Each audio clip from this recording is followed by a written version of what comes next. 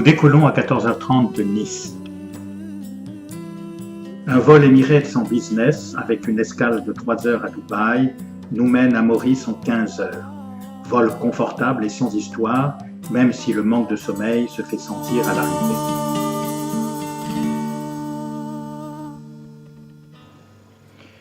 Nous nous posons à 9 heures à Maurice. Un van de l'agence nous transfère à l'hôtel, où nous arrivons à 11 heures, fatigués, mais très heureux. Défranchi le seuil de l'hôtel, nous sommes éblouis par la beauté du site.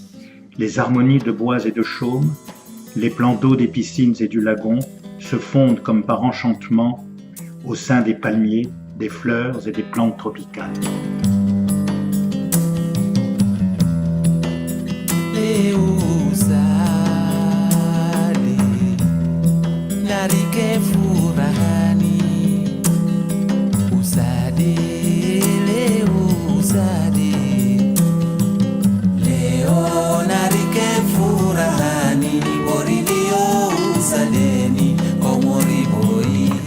Une hôtesse nous conduit vers notre chambre qui donne sur une petite plage isolée où nous sommes quasiment seuls.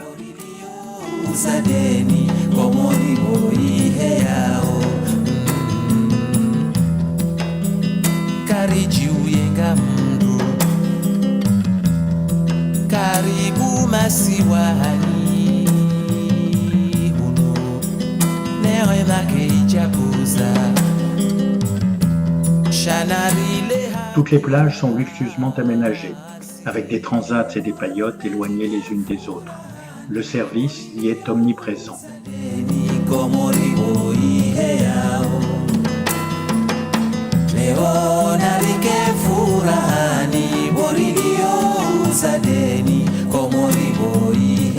Le lendemain de notre arrivée, nous attaquons notre premier parcours de golf. Un petit bateau vient nous prendre à l'embarcadère de l'hôtel.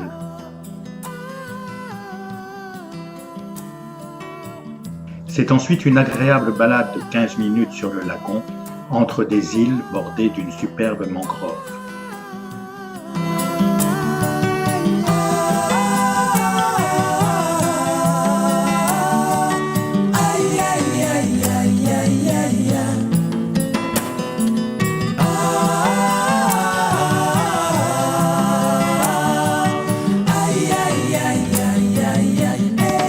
Nous croisons toutes sortes de bateaux qui assurent les activités nautiques des touristes.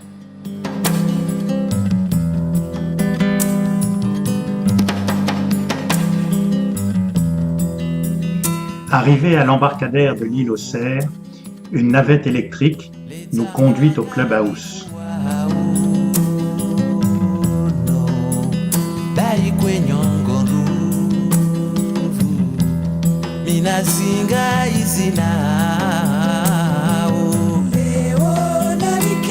Le parcours est très beau, mais difficile, car truffé de pièges et d'embûches cachées.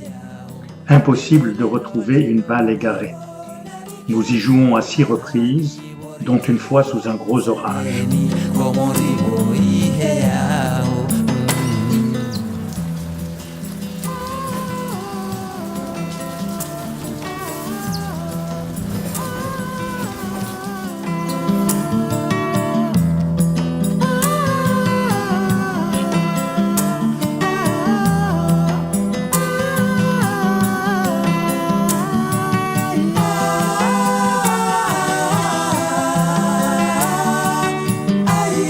À plusieurs reprises, nous allons nous baigner à l'îlot Mangeni, où l'hôtel dispose d'une plage privée. L'endroit est superbe, presque désert. Nous avons l'impression d'avoir la plage et la mer pour nous seuls, ainsi que les délicieux poissons grillés préparés au petit restaurant de l'île.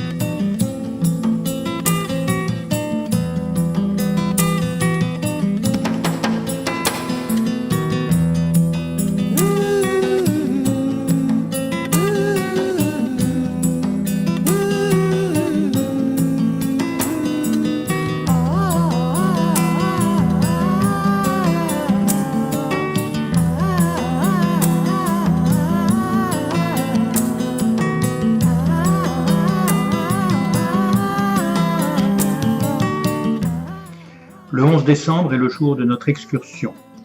Notre première étape est le domaine des Aubineaux, une propriété coloniale datant de 1872. Elle est restée en l'état. Nous plongeons ainsi dans le passé de l'île. La maison est spacieuse et confortable.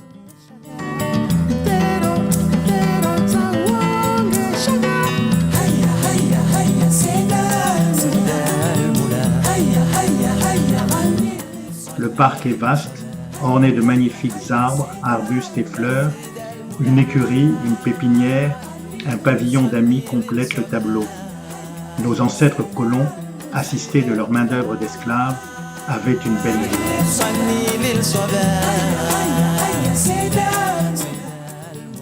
Après avoir traversé les plantations de thé, nous visitons l'usine de bois chéri.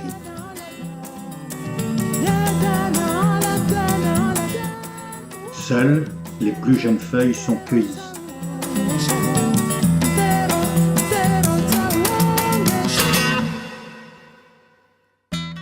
Puis elles sont broyées,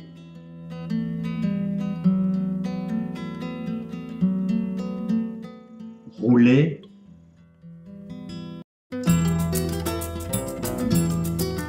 vieillies dans des fours,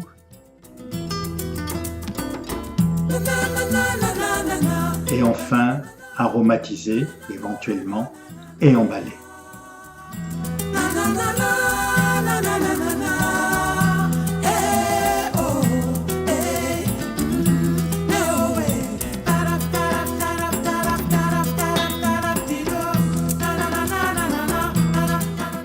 Nous visitons ensuite une petite fabrique de chips de bananes où Rosalie montre qu'elle sait parfaitement découper les bananes vertes.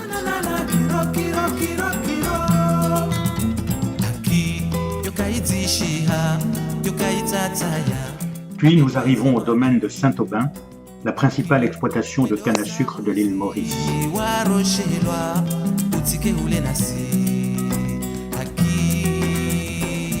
Nous découvrons les secrets de la fabrication du sucre et de la distillation du rhum.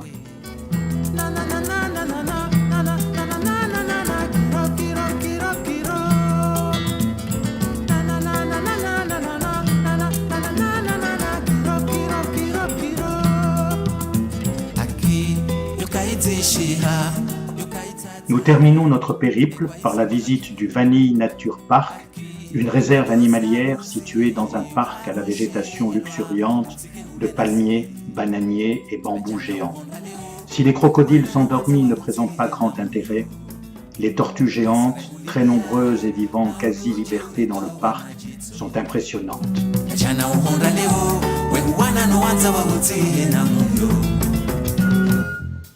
Les spectacles et prestations musicales sont quotidiennes à l'hôtel. Groupe de jazz au Sega Bar,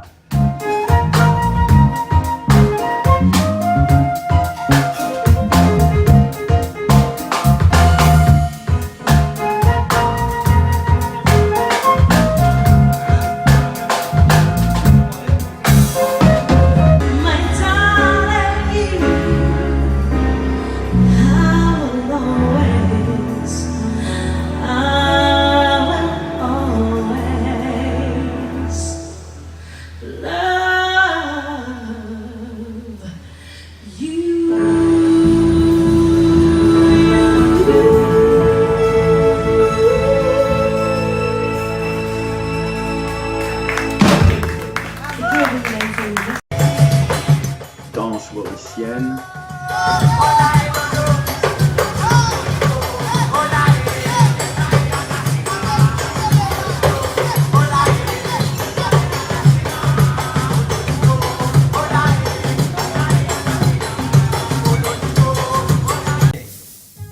chant de Noël à l'entrée de l'hôtel.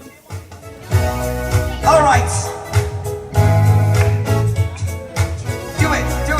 Come on, you go. People come, people go. Your life has been hot and slow. You're confused. Don't worry yourself. It would get better. Everybody. Better. Hey. Better. Better. It would get better.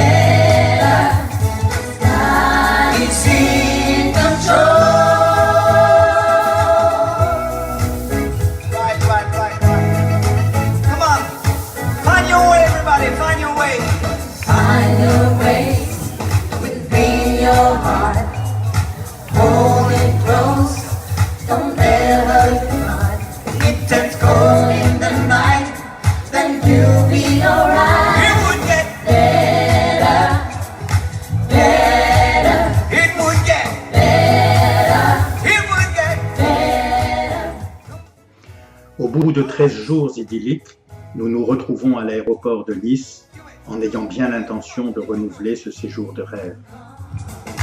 Be more